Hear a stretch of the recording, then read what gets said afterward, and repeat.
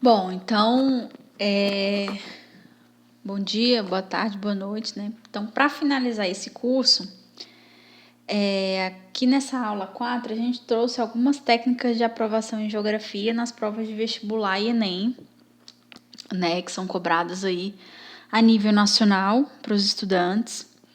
E aqui a gente trouxe para finalizar então o curso algumas questões que foram resolvidas, né? Tanto no Enem quanto em vestibulares de várias federais, estaduais, e como que essas questões são, então, de fato, como é que elas são cobradas na prova, e a gente vai comentar um pouquinho sobre elas, tá? Então, a primeira questão aqui que eu trouxe foi uma questão da Covest, que o enunciado dela é mais ou menos assim: a esperança de vida ao nascer, o produto interno bruto e o nível de instrução da população são 3 indicadores socioeconômicos utilizados para o cálculo aí vem letra A, do próprio produto nacional bruto. Letra B, do índice de desenvolvimento urbano. Letra C, da renda per capita. Letra D, do índice de globalização. Da letra E, do crescimento vegetativo populacional. Então, vamos lá. Essa esperança de vida ao nascer, ele trata aí na questão do produto interno bruto e do nível de instrução da população, né? Ou seja, o grau de escolaridade de cada indivíduo. Para isso, ele pergunta quais são os 3 indicadores socioeconômicos utilizados para esse cálculo. Primeiro, não é o produto nacional bruto, porque o produto nacional bruto ele vai ter que trazer outras vertentes, informações e tangentes sobre alguns dados econômicos. Então, a gente já descarta direto, tá? Letra C, da renda per capita. Não necessariamente, porque ali ele quer saber os 3 indicadores socioeconômicos. E só a renda per capita do cidadão não vai ser suficiente para atribuir esses índices socioeconômicos utilizados como cálculo, né? Então, a gente descarta a letra C. Do índice de globalização, também não. Esse produto interno bruto, esse produto interno bruto, ele não tem nada a ver com os índices de globalização, né? Não tem nada a ver, não entra nem no nível de instrução da população local, nem os indicadores socioeconômicos. Então, a gente retira essa hipótese dos índices de globalização. E letra E, do crescimento vegetativo populacional. Também não tem nada a ver, porque não fala nem de instrução da população e nem do produto interno bruto. Para quem conhece o índice de desenvolvimento humano, é a letra B a alternativa correta. Por quê? Esse índice de desenvolvimento humano, de fato, ele traz algumas informações do produto interno bruto, né, da cidade, da região, do município, e traz a noção do nível de instrução, se a maioria da população tem ensino médio, ensino fundamental, ensino superior e tudo mais. E vai trazer outros indicadores socioeconômicos que vão utilizar, portanto, nessa base de cálculo para se chegar, então, nesse dado mais específico do produto interno bruto de um país, né? E também no nível de instrução da população. Então, a resposta correta nessa questão é a letra B, do índice de desenvolvimento humano.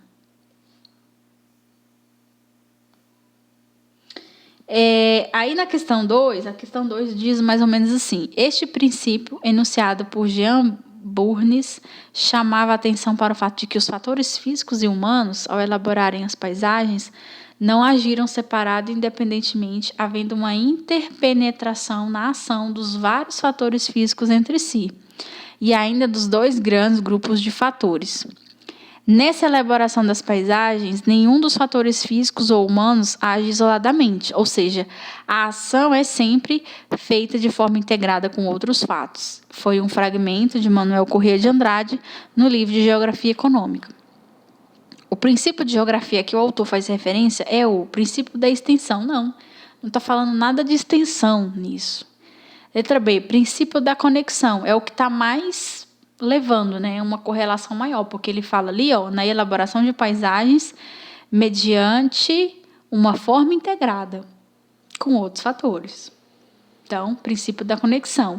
Princípio da analogia, não tem nada a ver, quando a gente pensa em geografia econômica, não tem nada a ver com o princípio da analogia. Letra D, princípio das causas atuais, também não, esse princípio que eu saiba dentro da geografia econômica não existe. Letra E, princípio da uniformidade dos fatos geográficos, também não. O correto aí é o princípio da conexão. Bom, vamos lá. Questão 3. As mudanças decorrentes da globalização nas últimas 2 décadas foram significativas para definir as relações políticas entre as nações. Essas mudanças contribuíram para alterar a economia brasileira que, vamos lá, letra A, conseguiu aumentar suas exportações garantindo seu desenvolvimento industrial sem os empréstimos do FMI, do Fundo Monetário Internacional. Errado, né? Muitas das vezes o Brasil precisou desse desenvolvimento industrial e principalmente desses empréstimos. Então, descarta. Letra B. Adotou uma política econômica intervencionista, procurando atender às necessidades sociais das regiões mais pobres. Também não. A gente teve isso em alguns governos progressistas, mesmo assim em períodos muito específicos, né? E o interesse do governo quase nunca foi de procurar atender às necessidades sociais das regiões mais pobres. Ao contrário, é de atender muito mais as demandas da população de classe média e de classe média alta no Brasil do que das regiões mais pobres. Então, a gente já descarta. Letra C. Cresceu e se modernizou, embora persista a dependência de empréstimos internacionais e as dificuldades para resolver suas desigualdades sociais.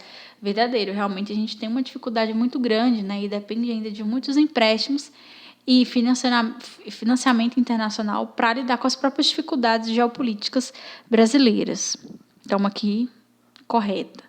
Letra D. Só então se tornou uma economia moderna e industrializada, competindo com as grandes potências da atualidade. Também não. Se a gente está falando de mudança da globalização, não necessariamente colocou o Brasil nesse patamar como uma economia moderna e industrializada. Ainda falta muito para isso. Então, errado. Letra E. Teve a ajuda dos Estados Unidos para atualizar seu parque industrial e rompeu sua dependência dos países europeus. Também nada a ver.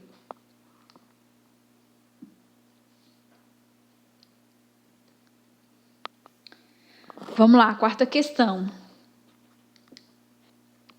4ª questão. O chapadão é sozinho, a largueza, o sol, o céu, não se quer ver, não se querer ver, o verde carteado do gramial.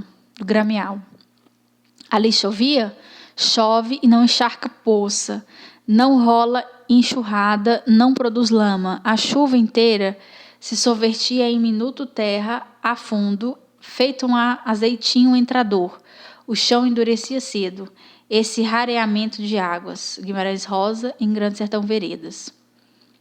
A forma de relevo poeticamente mencionada pelo autor é a característica das regiões cristalinas do sertão nordestino. Não, né? Não tem nada cristalino aí na questão. Letra B. De regiões que não possuem solos profundos. Não é o caso, né? Está falando de encharcar poça, não rolar enxurrada. Então, também não tem nada a ver. Letra C. De bacias sedimentares. Sim, né? Porque ele fala da largueza, fala do chão que não encharca poça, que não produz lama. A chuva sorvetia em um minuto na terra e a fundo foi feito um azeitinho entrador. O chão endurecia muito, né? E raramente se tinha as águas. Então, está falando das bacias sedimentares. Dos ambientes que sofreram falhamento do pré-cambriano. Não, nada a ver. Letra E. Das áreas montanhosas e íngremes do sertão mineiro. Não, né? A gente sabe que Guimarães Rosa escrevia sobre o sertão nordestino, em essência. Vamos lá, próxima questão. Modelo de questão aqui para vocês verem como que isso é cobrado tanto em vestibulares nacionais e estaduais quanto no Exame Nacional de Ensino Médio. Então, vamos lá. Questão 5. Conforme Pierre Gouraud, seriam comuns sobre a metade de terra firme os perfis de solo, com uma capa delgada de humus, um horizonte arenoso e abaixo a carapaça laterítica. Pouco tempo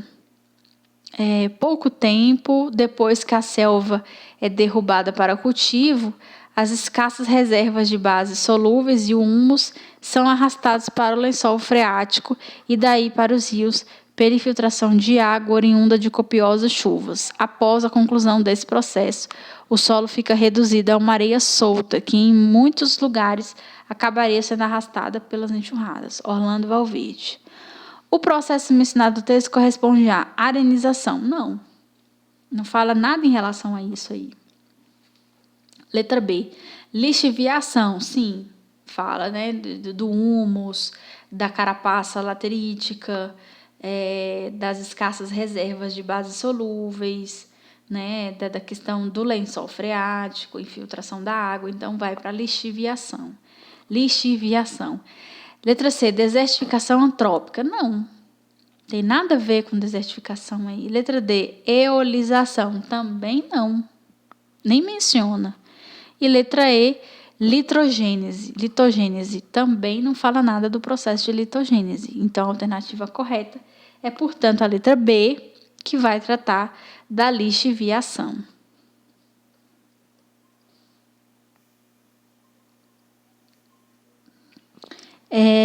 Agora a gente vai tratar da questão 6. Vamos lá. Observe o mapa a seguir. As áreas escuras correspondem aos espaços ocupados pelas. E aí tem um mapinha ali, que a gente vê uma parte do mapa que tem um azul mais escuro, uma outra parte ali embaixo que está separada e a região mais acima ali, né? Aí vem. As áreas escuras, essas em azul escuro, correspondem a quais espaços ocupados? Letra A, savanas, claro que não. Tem nada a ver com savana, né? Letra B, florestas tropicais e equatoriais, sim, porque estão ao sul, principalmente, né? Florestas caducifólias temperadas, nada a ver. Letra D, florestas subtropicais, também não.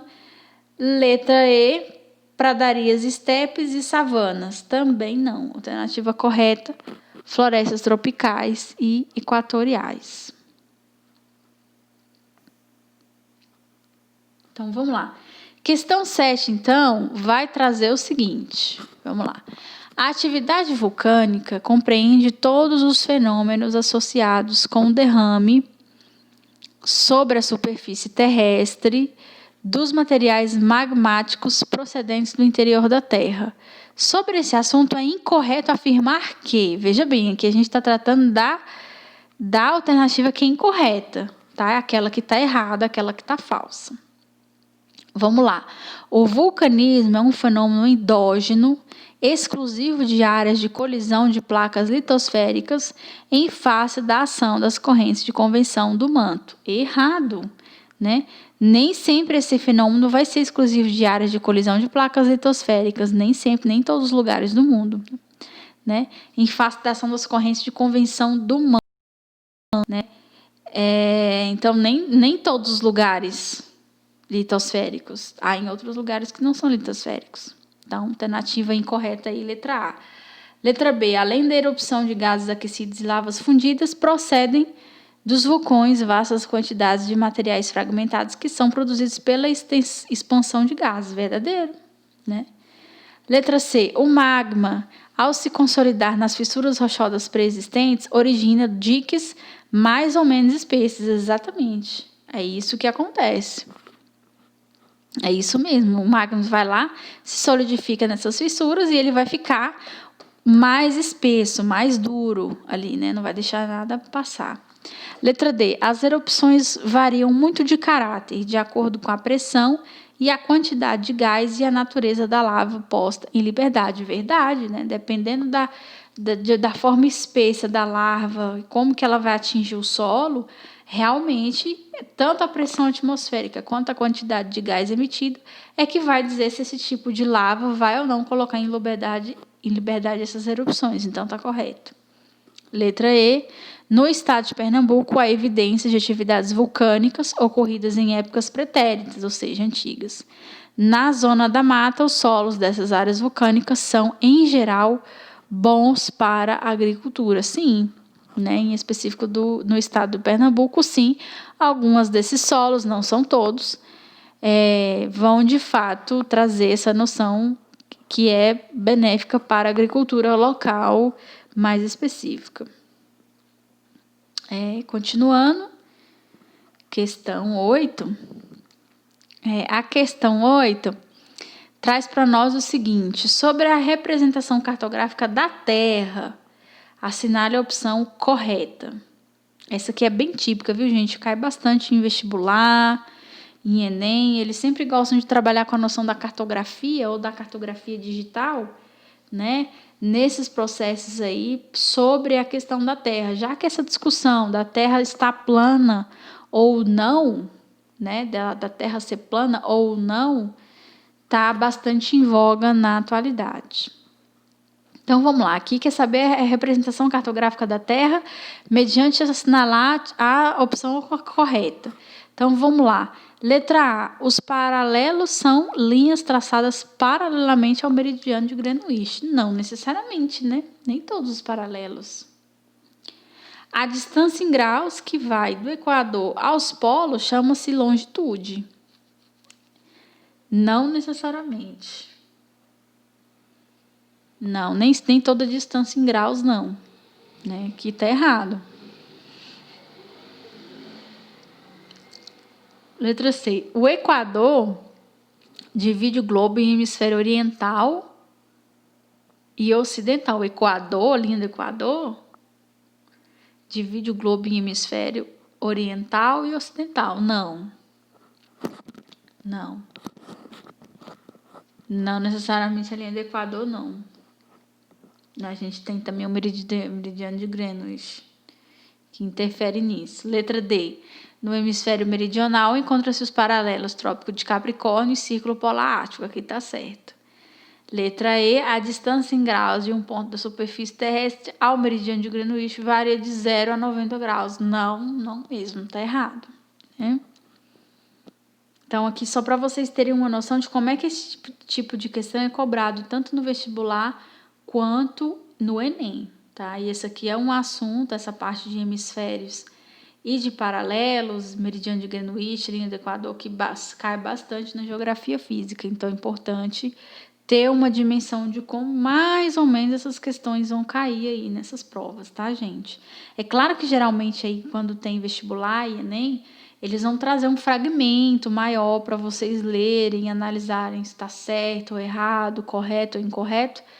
E geralmente tem 1, 2, 3 fragmentos que vão sustentar a resposta de vocês aí na questão. Muitas das vezes a resposta está nesses pequenos fragmentos, tá? Se você ler com bastante atenção, ler com bastante criticidade, muitas das vezes esses fragmentos que eles dão nessas questões é que vem já praticamente a resposta da questão embaixo. Basta que você analise aí com maior criticidade e estude o conteúdo que você vai pegar já ali no ar, naqueles fragmentos já para conseguir responder de forma correta a questão, tá? Então, vamos lá, questão 9.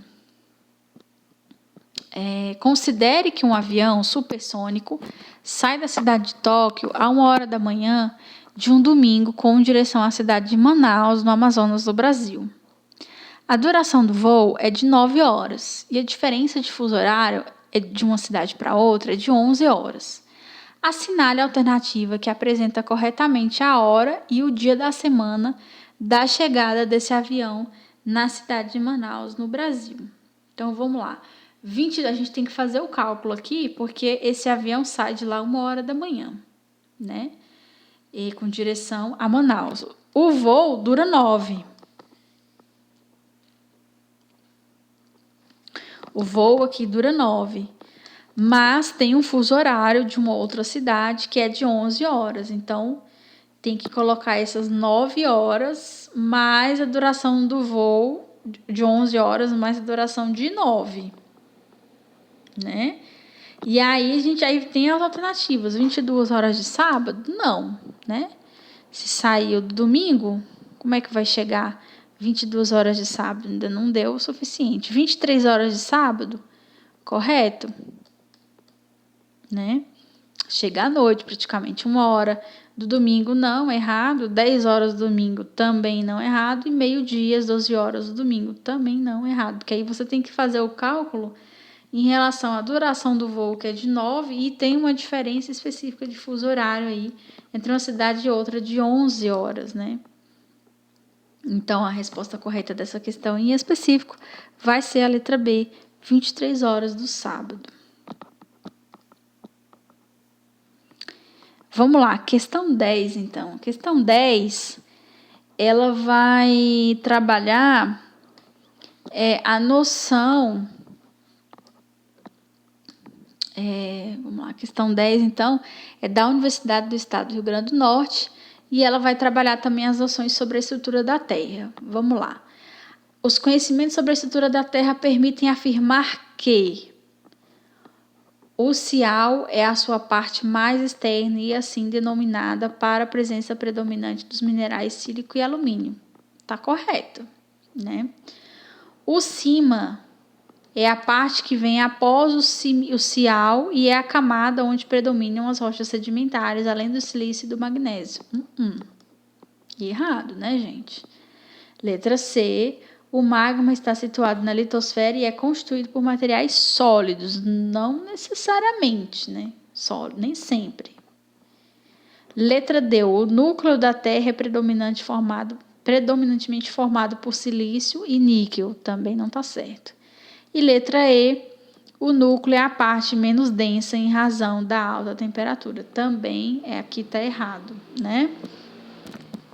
Bom, aqui é só para vocês terem uma noção de como é que essa parte da geografia física é bom você estudar essa noção de geologia, porque realmente ela tem crescido um pouco mais nas provas por ser mais difícil. O aluno aqui tem que ter um conhecimento, né, de rocha, de solo, de relevo, de pedras, de rochas sedimentares, de atmosfera, litosfera, de conhecer o núcleo da Terra e a sua composição mais específica. Então é bom, antes de fazer as provas, né, de vestibular e de Enem, estudar com mais atenção essa parte da geologia, porque ela de fato tem caído mesmo nas provas e são questões um pouco mais difíceis, né? Porque muitas das vezes esse conteúdo não é trabalhado na escola e às vezes não no cursinho, porque o cursinho também é bastante corrido.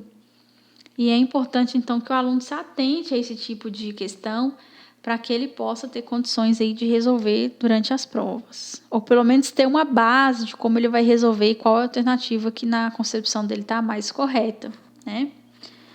Bom, vamos lá, questão 11.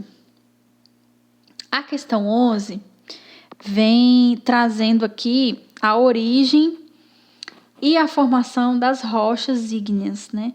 É verdadeiro afirmar que, sobre a origem e a formação das rochas ígneas, é verdadeiro afirmar que, vamos lá, letra A, se formam em camadas dispostas horizontalmente com permeabilidade e porosidade bastante elevada. Nem sempre, né?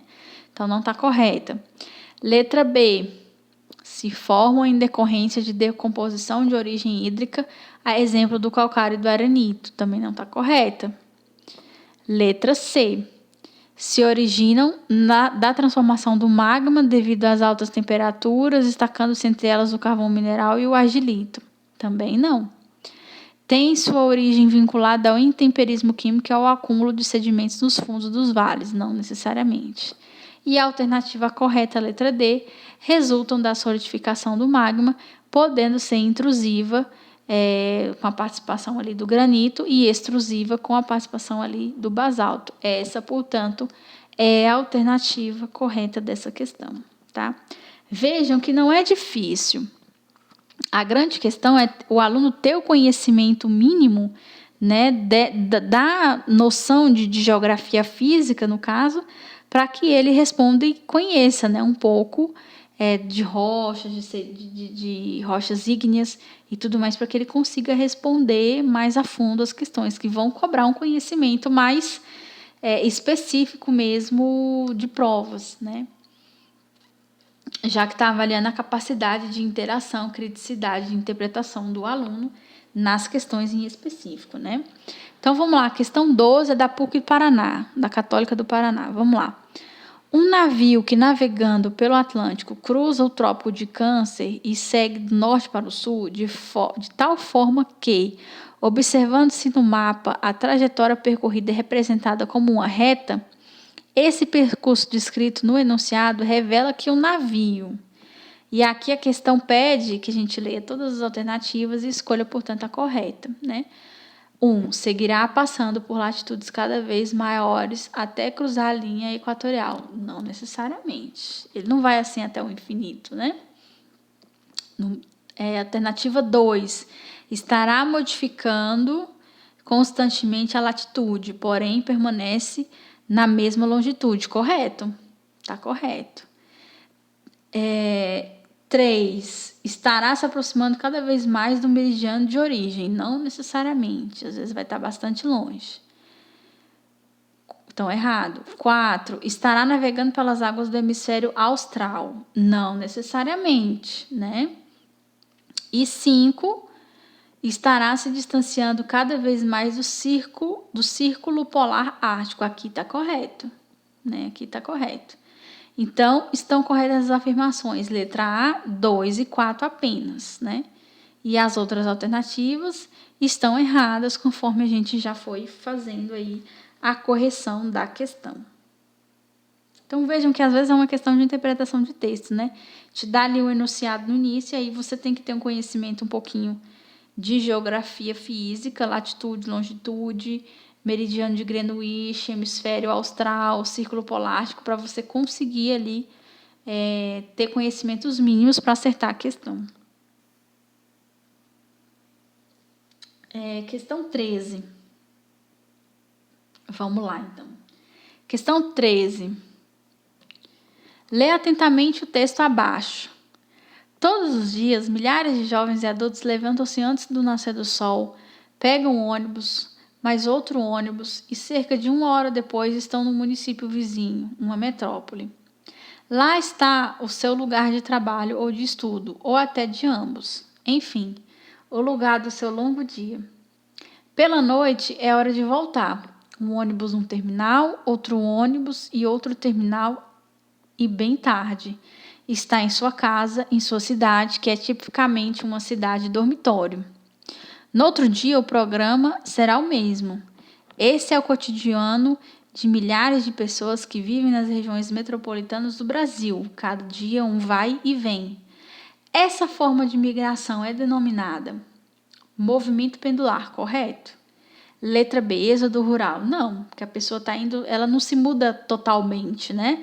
Ela vai só e vai para se deslocar para a cidade, para estudar num período, trabalhar no outro e aí à noite voltar para o seu município de moradia. Então não tem nada a ver com êxodo rural. Êxodo urbano também não. Migração sazonal. A pessoa muda de um município para o outro? Não. Na verdade, ela só transita pelo fato de ser o lugar que estuda e que trabalha. Então, ela não migra, né? E letra E, transumância. Nada a ver com o que é colocado aqui. Então, o movimento é um movimento pendular. Você vai e você volta. Então, vai e vem, como a questão tem falado ali, né?